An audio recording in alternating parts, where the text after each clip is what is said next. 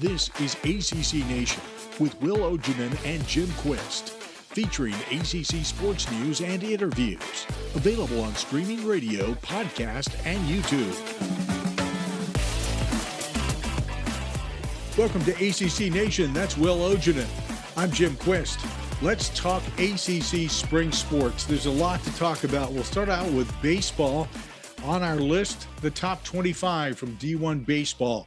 LSU is at number 1. Wake Forest continues to hold down number 2. Well, this team, just got it going. Let me rewind for just a second. Okay. What is this spring you speak of?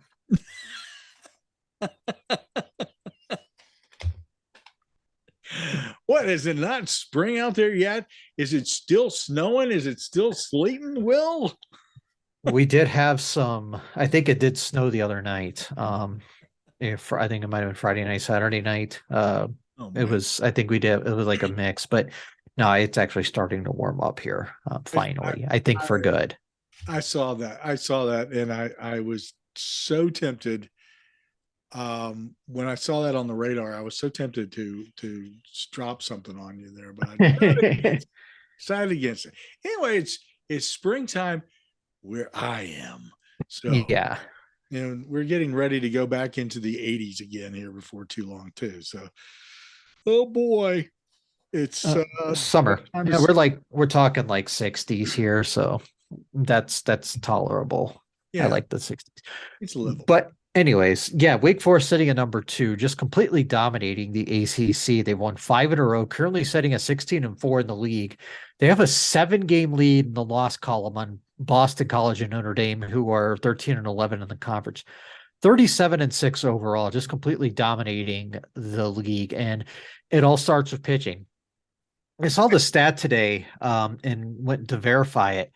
Wake Forest has 4 of the top 5 pitchers in terms of ERAs, led by Seth Keener with at a .82 ERA, and it's just amazing. Yeah, and then Rhett Lauder at 1.83, which is amazing considering he leads the league in innings pitched at 68 2/3. Josh Hartle, he is at 2.18 ERA, and he's 4th in innings.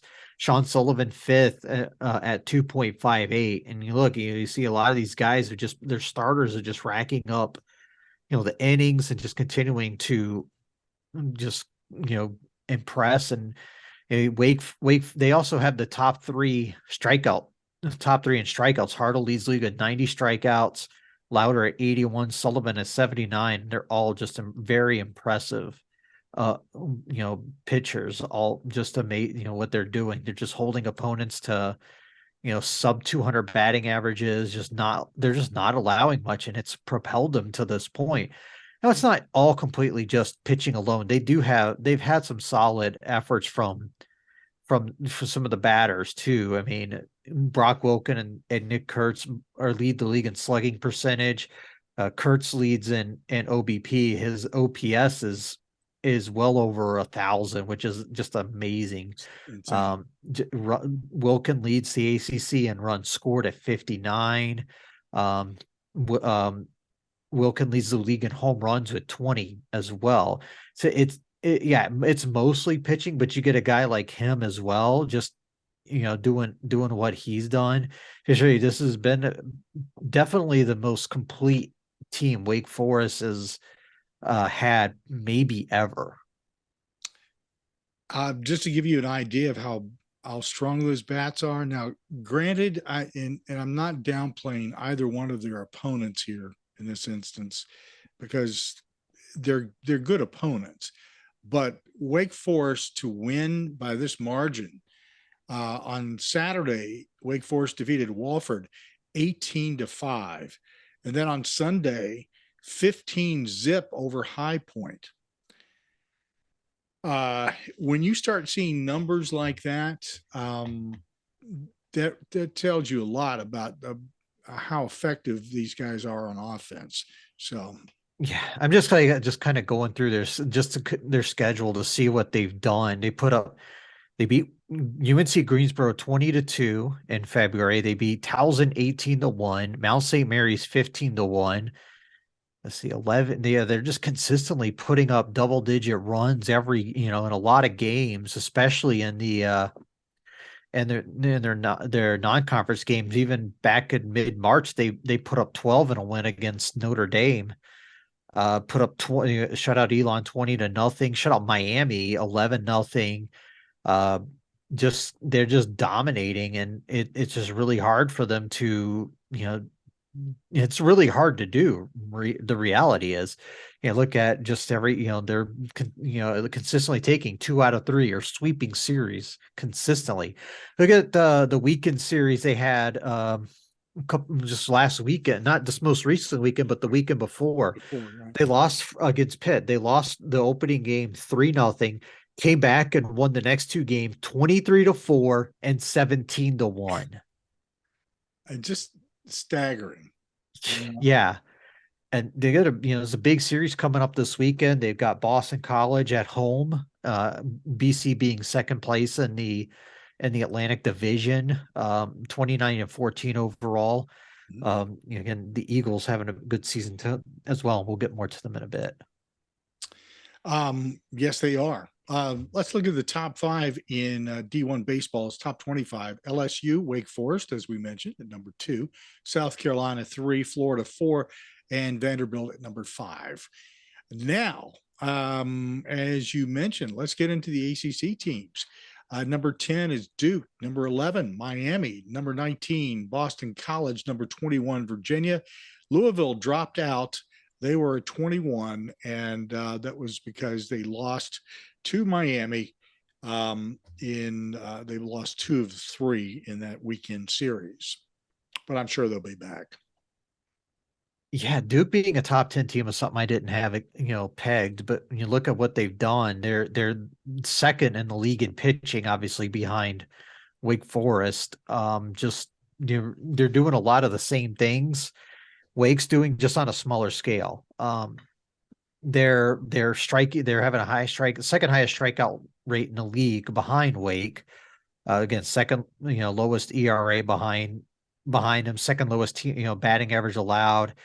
But their offense isn't quite as good. They're 10th out of 14 teams and team batting average, still hitting 283 as a team, which isn't bad. But that's still towards the bottom of the league. That's not very good, and they're still playing, obviously playing very well. Virginia struggled. They had a tough weekend against I believe it was Notre Dame. Miami currently second place in the Coastal Division, just a game out in the loss column, technically a half game back. Again, just doing some good things with their team this year. Like I said, they're hitting the ball. They're about an average offense, and then their defense is a little down. Surprising, but I think this is a team, with their hitting, they've gotten a long way. But Miami's not. It's kind of funny because they're not stealing. And you looking some of these stolen base totals, you see a lot of teams stealing bases, but they're not. They're towards the bottom of the league in stolen bases, but they're just doing a lot of the little things well. They're one of the highest home run teams in the league too. That's kind of where they're getting their runs. They have a lot of power. One of the highest home run teams in the league. Doing little things add up, and sometimes coaches will focus on doing the little things right rather than doing. Let's not worry about how many home runs we get, guys. Let's get on base. Let's get the first. Build it from there. The Atlantic is set up this way: Wake Forest, Boston College, and Notre Dame 1, 2, 3. The Coastal is Duke, Miami, and Virginia 1, 2, 3. We've got a couple of weeks to go before the ACC baseball tournament. So check out the story on the latest top 25 from D1 Baseball, and that is at ACCNation.net. Now, D1 softball, their top 25. Oklahoma comes in at 1, UCLA at 2, FSU is now at number 3, continuing to sort of push, nudge, elbow their way up in the top 5 there. Tennessee 4 and Texas at number 5. So Florida State, the old reliable Florida State there. Yep, all reliable. 2-game lead on Louisville in the loss column, sitting at 19-2 in the league. Louisville at 16-4. FSU 43-8 overall, obviously deserving that ranking. They've won 9 in a row, hottest team in the league. Just an amazing, doing what they always do. They pitch well. They've allowed just 110 runs on the season. Louisville sitting at 16-4, an amazing season as well.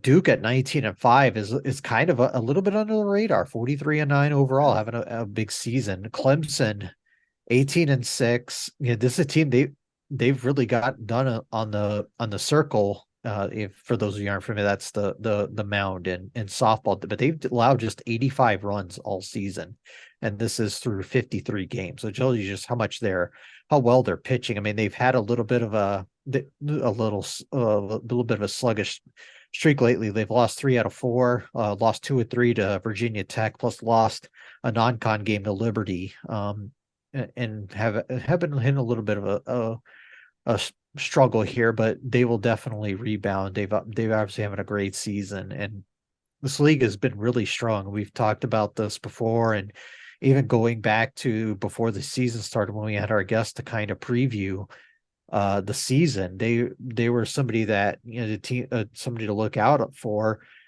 A team that just started a couple of years ago, and they're just having they've really haven't acted like they're a new program. One name I wanted to bring up from Clemson's Keiko Valerie, who probably be the best hitter in the league, leads in the vast majority of statistical categories in the league. In terms of the major ones, she's I think second in home runs and RBI, but leads in like total bases, slugging percentage, up there at on base percentage, one of the highest. It has the highest OPS in the league, and it's just an amazing feat having that kind of run. And she's doing it on the mound too. 22-5 record, just 2 shutouts, I believe it is. 19 complete games. She's got a really low ERA. It's at 1.23, which is 4th lowest in the league. That is, that's a lot of the reason they are where they are right now. She's probably the best softball player in the league. Nothing like having a dynamic pitcher like that to really make a difference. And then the fact that she's got a bat on her too. So Duke at number 9, Clemson 10, and Louisville is at 24 in the latest D1 softball top 25. And let's take a look at golf. We have a story up on our website at accnation.net. 7 ACC women's golf teams earned NCAA bids, and 5 individual players also did. So you can find out who those teams and those individuals are by visiting the story. Again, is at accnation.net. I'll tell you that Wake Forest, Florida State, NC State, Virginia Tech, Clemson, UNC, Duke, Miami, Virginia, Louisville, and Notre Dame are all represented. Read the story, you'll find out exactly how they're represented.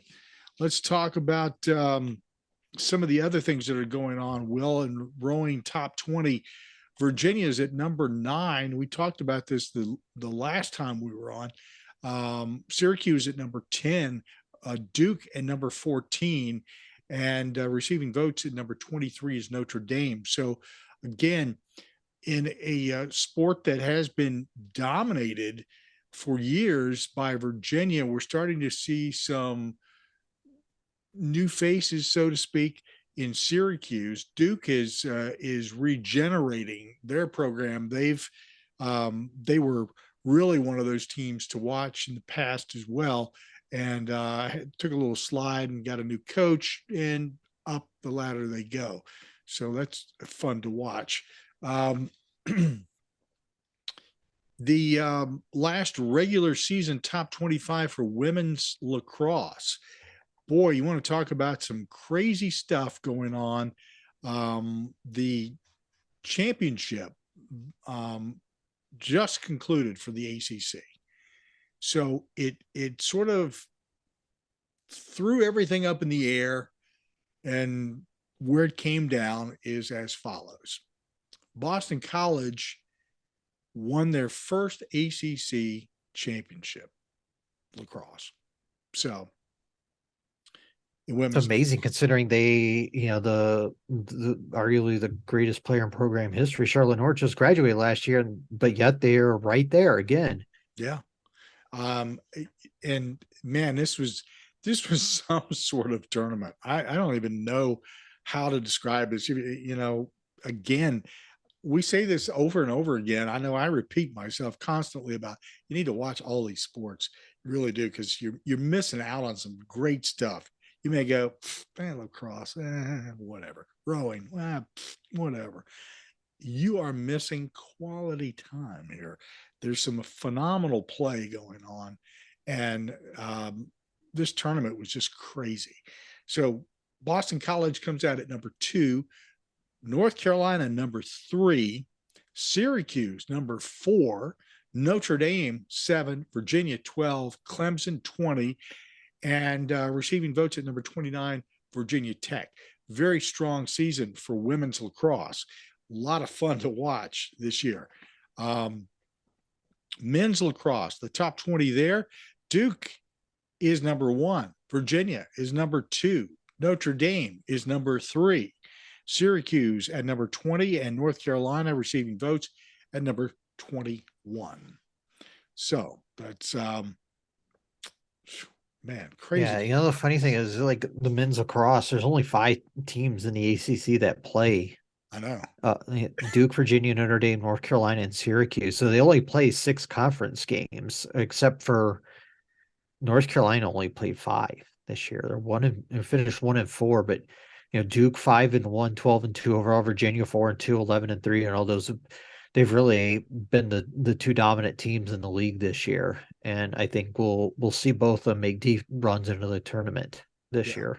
Yeah, that's something to look forward to, and keep an eye on that.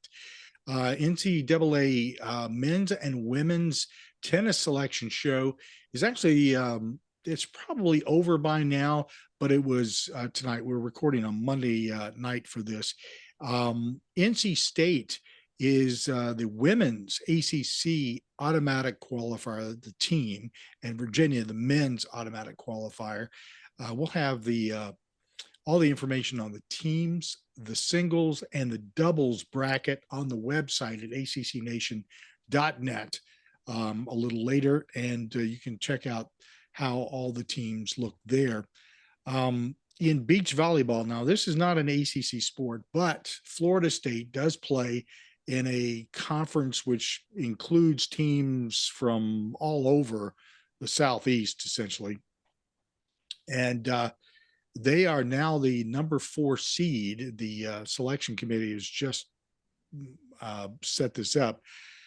They're the number 4 seed for the NCAA tournament for beach volleyball, and that's coming up very soon too. So we'll have further details on that. The men's, I'm kind of backtracking here a little bit. We talked about the women's regionals, and again, that's at accnation.net for golf. The men, the selection will be on the 3rd of May, a couple of days away from when we're recording. So that will come up soon, and we'll have that information on the website too at accnation.net. And also, one last thing, outdoor track and field. We'll have details on where ACC men's and women's teams stand here very soon. The poll is out, the latest poll, and we'll share that with you at accnation.net. Wow, a lot of sports, man. Whole lot of sports. Yep, springtime, and that's right. One of the busiest time of the year. It doesn't necessarily always get the publicity, but there's always something. There's plenty going on, at least through the next month or so, and a little longer when you factor in like the College World Series and all that. As long as an ACC team gets there. crazy good. Yeah, I think they will. I honestly, With the way Wake's pitching, there's a very good chance. I hesitate to say I can't, I don't want to, don't want to jinx anything. Right, because it's, in a tournament setting, anything can happen. Correct. I just see that team as being it's on a mission. And I think I know what that mission is. So we'll see if it plays. Omaha. That's right.